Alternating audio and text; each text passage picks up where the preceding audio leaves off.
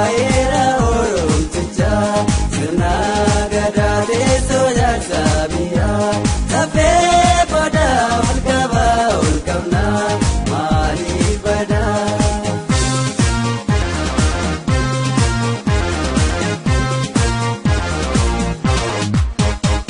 Fedhiin ilma namaa kan itti guutamu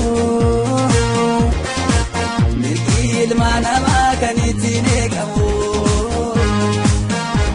sirna gadaa keenya eessatti gannaa barree wal barsiifnee ittiin boonuu qabnaa jiruu fi jireenyi aadaa fi amantii dinagdeef siyaasa waan kuni martii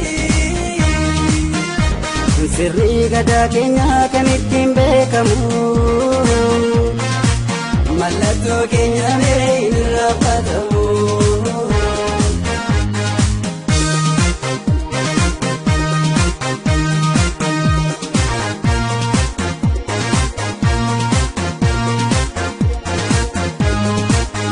Ol qabaa ol qabnaa seenaa guddaa'eera oromichaa sirna gadaa teessoo jaarsaa biyyaa safee bodaa ol qabaa ol qabnaa maaliif badaa.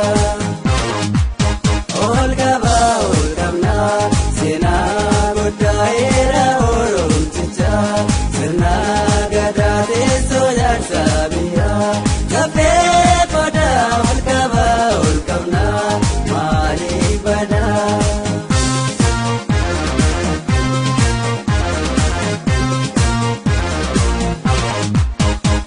Gadayyo galgaloo yaayyaa fuulalee hirriin utumanii kuufi har'alee ammas kan fooyyessee ayitti saambaloo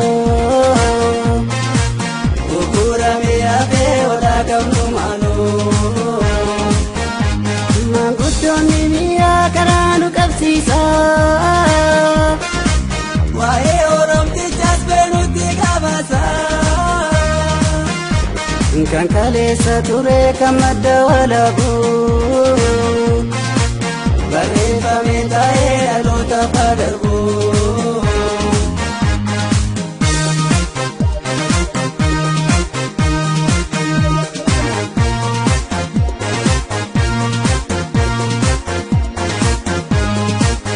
Ol qabaa ol qabnaa seenaa guddaa'eera oromichaa sirna gadaa teessoo jaarsaa biyyaa safee bodaa ol qabaa ol qabnaa maaliif badaa.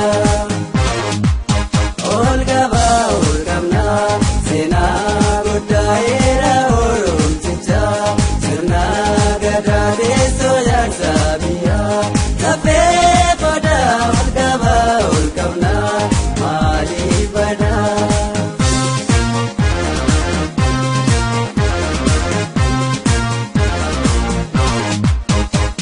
Alsiisaaf muudanaa roobaleef dallanaa